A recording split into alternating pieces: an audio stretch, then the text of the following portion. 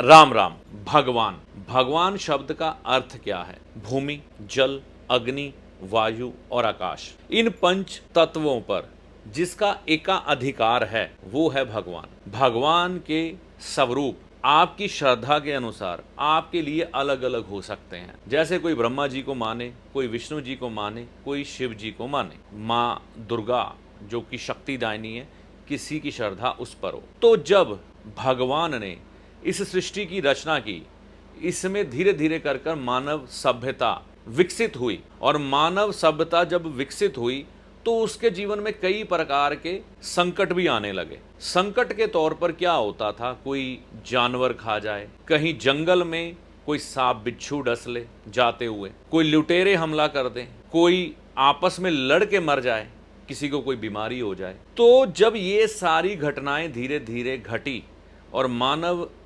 का विकास हुआ, उसमें समझ आई, बुद्धि आई, हमारे शास्त्रों का निर्माण हुआ, ऋषि आए, उन्होंने हमें एक ज्ञान दिया कि जिस भी क्षेत्र में आप रहते हैं वहाँ का एक क्षेत्रपाल होता है, वह भगवान का गण माना गया है। भगवान का गण, जैसे हम मूल रूप से, मैंने कहा ना, किसी भी देवी देवता को पूज सकते हैं, पूजा करने में कोई दिक्कत नहीं है। लेकिन जिस तरह से किसी देश की सरकार होती है ना, प्रधानमंत्री के पास सारे अधिकार होते हैं, सारे डिपार्टमेंट उसके हाथ में है, वो किसी भी डिपार्टमेंट में कोई भी मूवमेंट कर सकता है, क्योंकि मंत्रियों को बनाने वाला वो है ना। तो यहाँ पर भगवान ने भी अपने भक्तों के लिए, मानव के लिए, मनुष्य के लिए इसी तरह से कुछ एक देवता निर्धारित किए, है ना, जो है भगवान का स्वरूप ही, आए उन्हीं के पास से हैं, लेकिन उनके कार्य कर रहे हैं, जिसको हम क्षेत्रपाल कहते हैं, जिसको हम कुल देवता कहते हैं, जिसको हम ग्राम देवता कहते हैं, जिसको हम ग्राम देवी कहते हैं। ठीक है ना। तो अब यहाँ से शुरू करते हैं। क्षेत्रपाल, क्षेत्रपाल का अर्थ क्या है कि जिस क्षेत्र में मैं रह रहा हूँ यहाँ का एक देवता है जो काल भैरव का रूप माने जाते हैं। आपके ऊपर आने वाले किसी भी संकट से आपको बचाते हैं। तो आपने कई बार देखा होगा, जब हम घर में पूजन करवाते हैं तो पंडित जी पुकारते हैं, क्षेत्रपाल देवताभ्यो नमः, कुल देवताभ्यो नमः। ये इसीलिए पुकारा जाता है कि आपके जो क्षेत्रपाल जी हैं, जो देवता है, आके इस पूजा को सफल करें, और कुल देवता या कुल देवी है वो भी आसन ग्रहण करें और इस पूजा को संपन्न करें।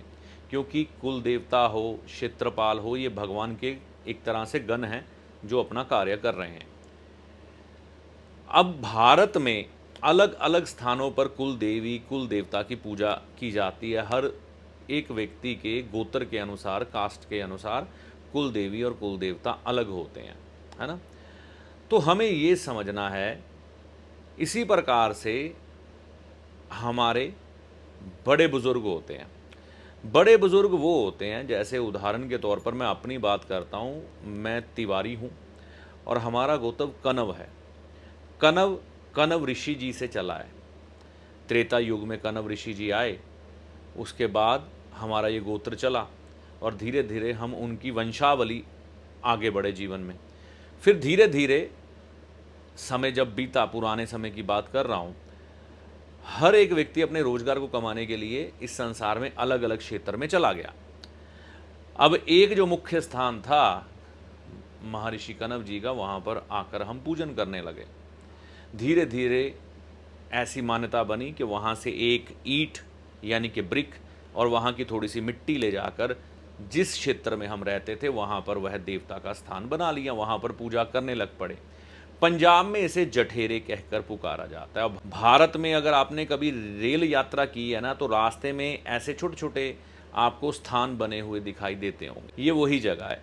कुल का कोई बड़ा, जैसे हम कहते हैं कुल देवता, मान लीजिए कुल का देवता कौन होता है ना। कुल का देवता आपके परिवार का कोई बड़ा भी हो सकता है जिसने ये कुल शुरू की हो, क्योंकि ये कुल देवता है। या कुल के किसी व्यक्ति ने किसी खास देवता की आराधना की और उस देवता ने प्रसन्न होकर उस कुल के रक्षा के लिए एक वचन प्रदान किया कि आपके कुल में अगर कोई भी दिक्कत आएगी तो मैं उसकी रक्षा करूंगा। अब कुल का मतलब क्या है? आपका कुनबा। तो उस कुल की रक्षा करने वाला जो देवता है वो कुल देवता है ना।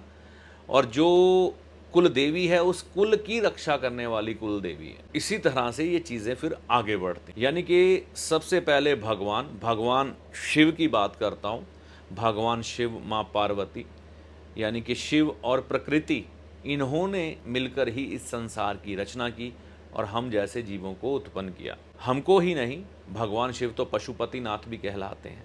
चाहे वो परिंद हो, चाहे वो पशु हो, वो सबके देवता हैं, उनका पालन वही करते हैं। तो मैंने कहा ना, जैसे दिक्कतें आती थी, कोई यात्रा पर गया लौटा नहीं, किसी का झगड़ा हो गया, किसी को किसी चोर लुटेरे ने लूट लिया, किसी पर जादू टोना कर दिया गया, तो जब ये सब चीज़ें घटित हुई तो फिर धीरे धीरे धीरे धीरे मानव सभ्यता ने बुद्धि के विकास से भगवान से यह आशीर्वाद रूप में प्राप्त किया, या ये कह सकते हैं कि भगवान ने क्षेत्रपाल, ग्राम देवता क्या है? जिस गांव में आप रहते हैं उसका देवता अलग होगा। क्षेत्रपाल अब पंजाब का पूरा क्षेत्र, इसका क्षेत्रपाल एक हो सकता है, लेकिन जिस गांव में आप रह रहे हैं उसका देवता अलग होगा।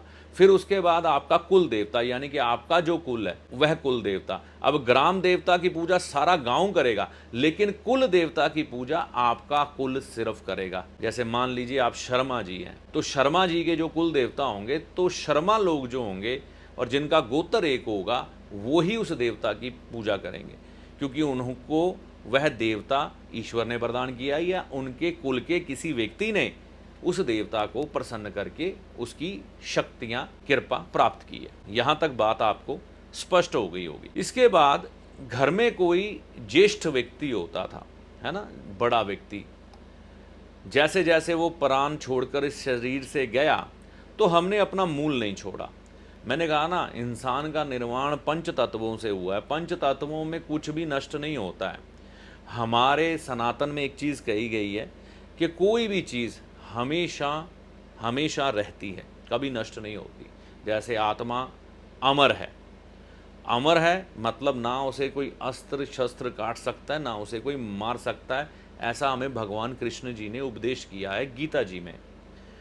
तो जब आत्मा अमर है, अजर है, तो इसी तरह से हमारा कोई देवता प्राण छोड़कर जाता है, यानी कि परिवार का सदस्य, तो वो कहीं ना कहीं हमारे इर्द गिर्द ही है। तो यह बंधन उसके साथ हमेशा रहता है। हाँ, वो अलग बात है, वो किसी और शरीर को भी धारण करता है, लेकिन जो मूल शक्ति है, मूल शक्ति तो शिव और प्रकृति की है, जिन्होंने इस पूरे संसार को, ब्रह्मांड को उत्पन्न किया है। तो जब हम अपने जठेरे को पुकारते हैं, जठेरे को वही जो हमारे कुल में आकर धीरे धीरे गिर करके इस संसार से जा चुके हैं। पंजाब में ये जठेरे शब्द का उपयोग होता है। जठेरे का मतलब होता है ज्येष्ठ, यानी कि बड़ा, ज्येष्ठ भ्राता, ज्येष्ठ पुत्र, ऐसा कह के पुकारा जाता है ना। तो ये चीज़ होती है। और पंजाब में एक चीज़ और है, जब यहाँ पर मुग़ल आए, मुग़ल आक्रांताओं ने बहुत तबाही मचाई भारत में।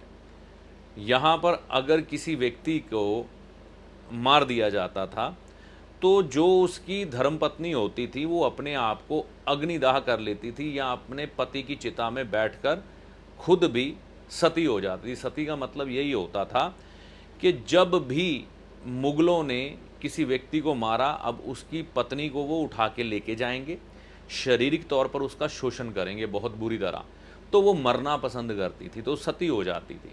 फिर ये सती प्रथा एक कुप्रथा बन गई कि जिसका पति चला गया, अब उसको तो इस संसार से चले ही जाना चाहिए, उसको जीने का कोई हक नहीं है।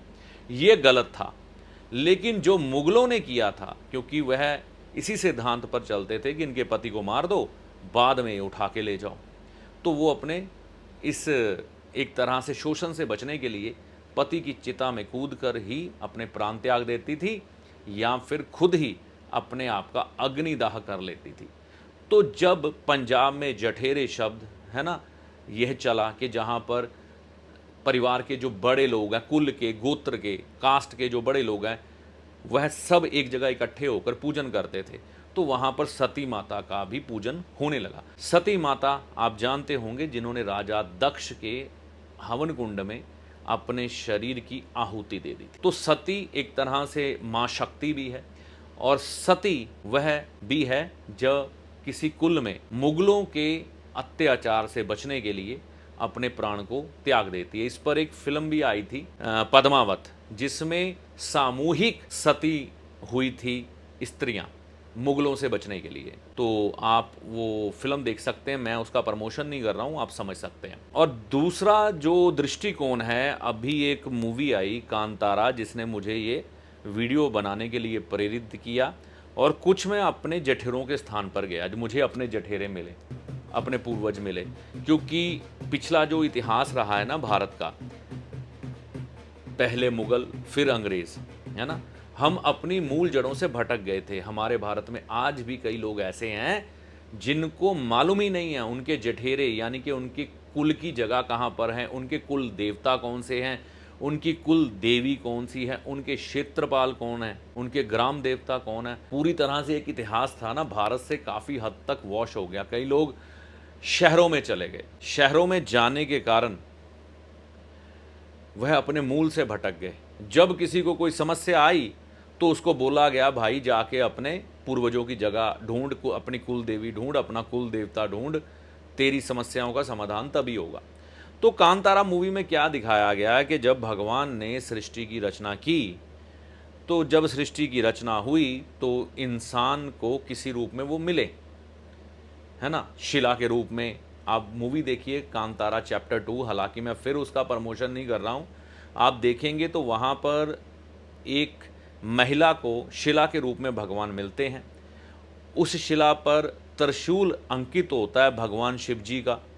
वह उसे स्थापित करके उस देवता की पूजा करने लग पड़ते हैं, और फिर वह देवता उनके इर्द गिर्द उनकी रक्षा करता है ना, चाहे बाघ के रूप में, चाहे किसी इंसानी शरीर में, किसी न किसी तरह से वह बताता रहता है कि आपको ये करना है, ये नहीं करना है, या कोई मुसीबत आए बचा लेता है, या फिर वह ऐसे जीव उत्पन्न कर देता है जो आपके बीच में रहते हुए ही आपकी रक्षा करते रहते हैं, लेकिन वो साधारणतः जीते आम सामान्य मनुष्य के जैसे ही हैं। तो ये आप जब मूवी देखेंगे ना तो आपको मालूम पड़ेगा, आप अपनी जड़ों से जुड़ पाओगे। तो वो एक तरह से एक कबीले का देवता है, यानी कि ग्राम का देवता है। पूरा ग्राम, पूरा कबीला उस देवताओं की पूजा कर रहा है ना। तो इसी तरह से हमें देवता बचाते थे। ऐसे ही किसी कुल पर अगर कोई मुसीबत आती थी तो उसके कुल देवता उसे बचाते थे, उसकी कुल देवी बचाती थी, या उसके जठेरे, जैसे बच्चे पर कोई मुसीबत आए तो उसकी माँ कितनी ज़्यादा अग्रेसिव हो जाती है, वो शेर से भी लड़ जाती है। पीछे मैंने एक वीडियो देखा, छोटा बच्चा शेर के बाड़े में गिर गया, माँ भी पीछे ही कूद गई। हालांकि उसे ये सूझा भी नहीं होगा कि ये शेर मुझे मार देगा, लेकिन ममता में वो शक्ति होती है कि मैं अपने बच्चे को बचा लूंगी, ये कैसे शेर खा जाएगा। तो बस यही समझना है कि जैसे हमारे जठेरे हैं, मैंने कहा ना, आत्मा अजर और अमर है, लेकिन उसका मूल भगवान है, भगवान शिव और प्रकृति माँ पार्वती। तो जब हम अपने जठेरे यानी कि हमारे कुल में जो भी लोग इस संसार से जा चुके हैं उनके आगे प्रार्थना करते हैं, साल में एक मेला लगता है, जैसे हमारा मेला दीपावली के दिन लगता है, जिस दिन दीपावली होती है ना, तो यह दिन उसके साथ जोड़कर देखा गया। तो सभी लोग वहाँ पर एकत्रित होते हैं, हम सभी फिर तिवारी जो होते हैं एक खानदानी होते हैं। तो इसी तरह से हर एक कुल में, हर एक गोत्र के हिसाब से, कास्ट के अनुसार पंजाब में एक जगह बनी है, आपके इधर भी बनी होगी। आप अपने अनुसार बता सकते हैं कि आपके देवताओं यानी कि पूर्वजों का, कास्ट का कोई मेला आपके इधर भी लगता होगा, जहाँ पर आप सभी इकट्ठे होते होंगे। आपके कुल देवता या कुल देवी का कोई मेला लगता होगा जहाँ पर आप सभी इकट्ठे होते होंगे। ये पर्सनल परिवार का होता है, और कोई ग्राम देवता का होता है तो वो अलग होता है ना। तो इस तरह से चीज़ें निर्धारित थी, लेकिन जानकारी के अभाव में, आधुनिकता की दौड़ में हमने ये चीज़ें छोड़ दी। अब धीरे धीरे करके यह चीज़ें पुनः जीवित हो रही हैं। सनातन जो हमेशा रहेगा, हमेशा रहेगा का अर्थ ये है कि इसमें चीज़ें कई बार छुप जाती हैं, फिर उजागर हो जाती हैं। तो अब जैसे जैसे कई चीज़ें दोबारा निकल कर आ रही हैं, तो लोगों का इंटरेस्ट अपनी कुल देवी, कुल देवता में भी दोबारा से जागृत हो रहा है। इसका बेहतर जवाब आपके पूर्वज या कोई बुजुर्ग जो आपकी कास्ट या गोत्र का हो वो दे पाएगा कि आपके कुल देवता या कुल देवी कौन है। शब्द आता है जठेरे। जठेरे का मतलब यही होता है कि जो आपके परिवार में से लोग इस संसार को छोड़कर जा चुके हैं, उनका एक स्थान बनाया गया होता है जो शहर से बाहर होता है, या जो आपका मूल होता है, आपका गांव। कई बार कई लोग गांव को छोड़कर शहर में आ गए, तो वहाँ पर, या किसी और गांव में रहते थे, वो छोड़ के दूसरे गांव में चले गए। ऐसे ही कुछ एक जगह बनी होती जहाँ पर आपकी कास्ट और गोत्र के लोग साल में एक बार इकट्ठे होते हैं, या परिवार में कोई शुभ कार्य होता है, मकान बने, शादी हो, बच्चा हो, वहाँ पर माथा टेक के आते हैं सबसे पहले, है ना, ताकि कुल देवी कुल देवता से वरदान मिल जाए कि अगर कोई मुसीबत आए तो बचाव हो सके। तो इन चीज़ों को छोड़कर हर एक व्यक्ति मुसीबत में आ गया।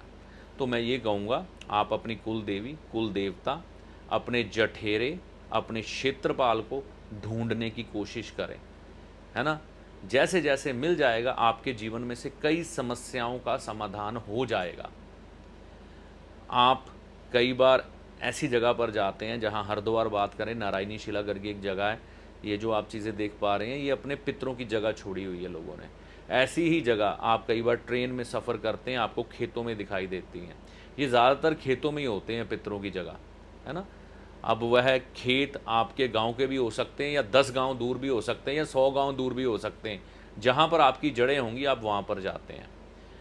तो बस इस देवी देवता को जैसे ही हम पकड़ लेते हैं, हमारे जीवन की कई समस्याओं का समाधान हो जाता है। इंसान पर जादू टोना किया जाता है, आपको मालूम है। सबसे पहले आपके कुल देवी कुल देवता और जठेरों का बंधन किया जाता है, क्षेत्रपाल का बंधन किया जाता है। जो आपके बचाव करने वाले देवी देवता होते हैं, उनको बांधने के बाद फिर आप पर तंत्र किया जाता है।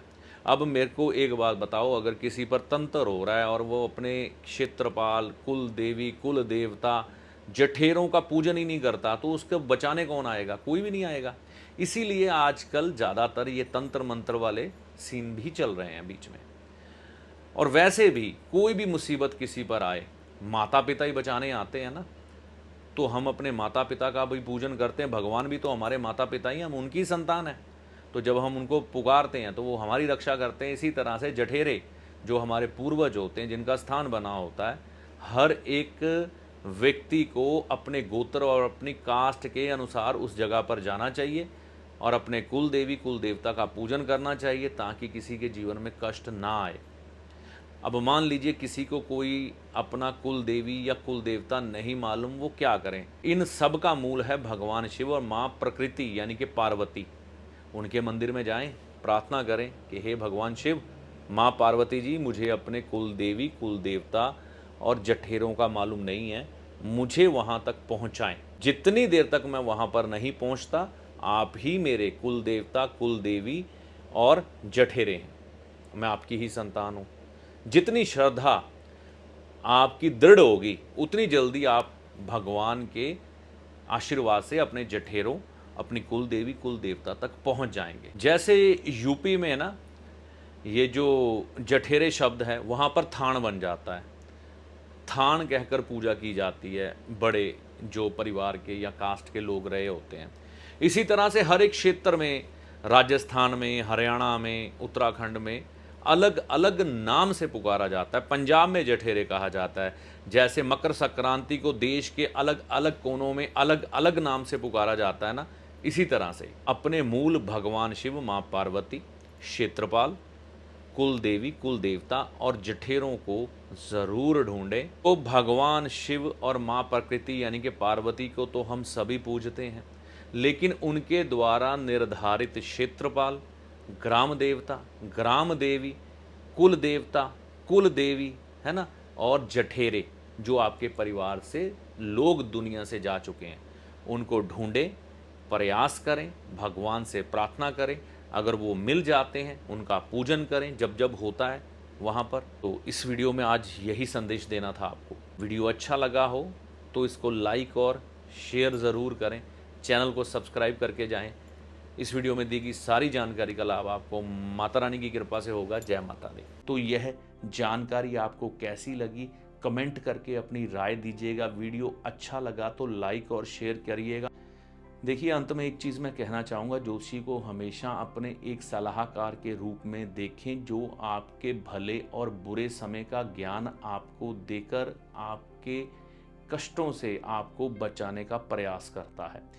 ना कि ज्योतिषी कोई चमत्कारी बाबा है जो छड़ी घुमाकर धन की ढेरी लगा देगा और आपकी किस्मत बदल जाएगी। ना ही कोई जादूगर जो आपको छलावे में या भ्रम में डाल के आपकी किस्मत बदल देगा। ऐसा कुछ भी ज्योतिषी के पास नहीं होता। ज्योतिषी को हमेशा एक अच्छे सलाहकार के रूप में देखें, जो सिर्फ और सिर्फ आपका हित चाहता है।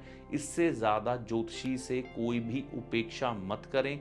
ज्योतिषी जो आपको पथ दिखाता है उस पे चलना आपको होता है, अपने अच्छे और बुरे के लिए आप खुद जिम्मेवार होते हैं। आपके कर्मों के अनुसार और ईश्वर की कृपा के अनुसार आपके उपायों का फल आपको प्राप्त होता है।